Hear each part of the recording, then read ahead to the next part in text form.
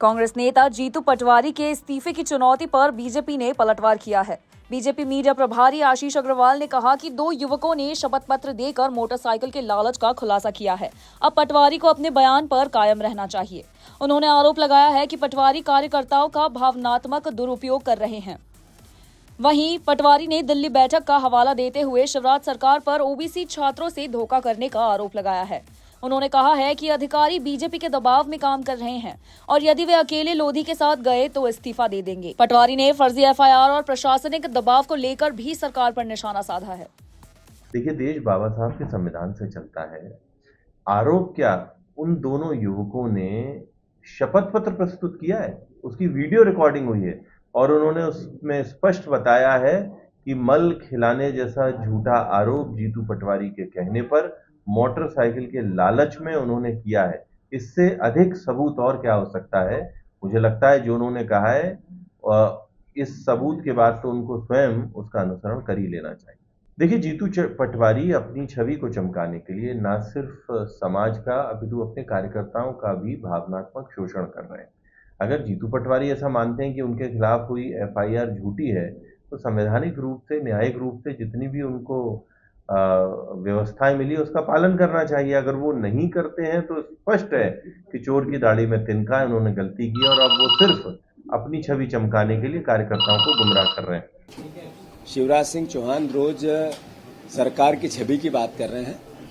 वो बात कर रहे हैं कि आदिवासियों के हित और अहित की रक्षा अधिकारी कह रहे हैं सरकार की छवि बिगाड़ रहे हैं। शिवराज जी, आपने जो ओबीसी के परिवार को धोखा दिया, जो अन्याय किया, जो उनके साथ विश्वासघात किया, जो लगभग 20,000 से ज़्यादा ओबीसी के छात्र जिनकी नौकरियां लग गई, इंटरव्यू हो गए पर उनको नियुक्तियां नहीं मिली, अगर इसका कोई दोषी है तो एकमात्र आप शिवराज सिंह चौहान हैं।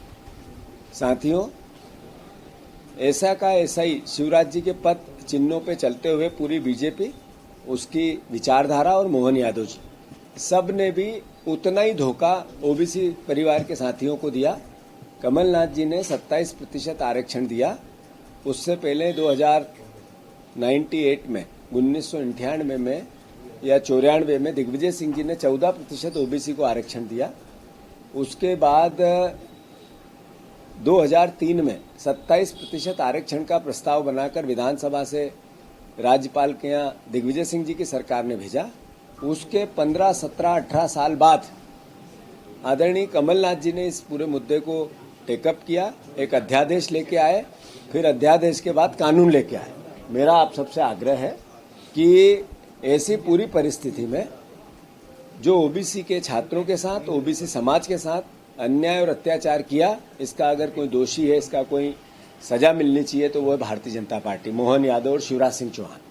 वो 10 तारीख के पहले से 20-25 दिन पहले से सारे यत्न कर रहे थे, पर चूंकि वहाँ के जो विधायक जी उनके रिश्तेदार हैं, वो जो उन पे यातना दे रहे थे, तो सरकार पे दबाव रहता है। अधिकारी बिना तो आज अधिकारी बिना स्वतंत्र काम अब यहाँ कर ही नहीं सकते हैं, बिना दबाव के काम कर ही नहीं सकते हैं, ये स्पष्ट हो गया। अधिकारियों को भी मैं चेताना चाहता हूँ, एफआईआर करते जाओ, लिखते जाओ कि आपने क्या पाप किया है और लिखते जाओ कि आपके पाप की सजा आपको मिलेगी। कोई भी नहीं बचेगा। जिसने जहां जहां गलत एफआईआर कांग्रेस के कार्यकर्ताओं पे की, यातना की, बीजेपी के नेताओं और दबाव में आकर इस तरह का कृत्य किया जो अव्यवहारिक है, कानून सम्मत नहीं है, तो 3 साल निकल जाएंगे। 3 साल बाद आपकी गिनती क्या होगी, याद रखो। वो चाहे एसपी हो, कलेक्टर हो, चीफ सेक्रेटरी हो, ये भोपाल के भी अधिकारी, जितने आप लोग करप्शन कर रहे हो, सब गिनती हो रही है। एक पूरी टीम लगा रखी है मैंने। एक वो व्यक्ति जो करप्ट है वो देखता रहे, गिरेबान में झांकता रहे कि एक तरफ मैं करप्शन कर रहा हूं, दूसरी तरफ विपक्ष को यातना दे रहा हूं, तो फिर आपका जब सही समय आएगा, जब विपक्ष आपसे आपके पापों का सवाल हिसाब तो लेगा। तो जिस अधिकारी ने, वो चाहे इंदौर में की हो, चाहे अशोकनगर में की हो, चाहे प्रदेश के किसी भी हिस्से में कांग्रेस के कार्यकर्ताओं पे जिसने गुनाह किया है बिना काम से, केवल बीजेपी के दबाव में, तो वो अपना पाप खुद लिखता रहे कि क्या कर रहा है, उसकी सजा मिलेगी उसको। अगर एक कलेक्टर ही रहनी है मेरी एसपी का पद मेरे पास रहना चाहिए, इसलिए जो बोलोगे वो कर दूंगा, अन्याय कर दूंगा, तो उसकी एक सीमा होती है। उस सीमा से जो जो बाहर जाएगा उसकी गिनती होगी, 100% होगी, कोई बीच में जगह ही नहीं है। और मैं आग्रहपूर्व विनम्रता से कभी ऐसी छोटी और हल्की बातें नहीं करता, पर लगातार देखने में आ रहा, लगातार देखें, बीजेपी के विधायक एसपी चलाते हैं, कलेक्ट्री चलाते हैं, बीजेपी के विधायक, उनके मंत्री जो चाहते हैं वो यातनाएं कर दो, झूठी सच्ची, और अधिकारी करने लग जाते हैं। ये बर्दाश्त से बाहर होते हैं। उनसे जो बात हुई वो पब्लिक डोमेन में, अगर एक एविडेंस ऐसा जो मैं अलग ले जाके बात करें तो मैं इसी वक्त अपने पद से इस्तीफा दे दूंगा, इसी वक्त।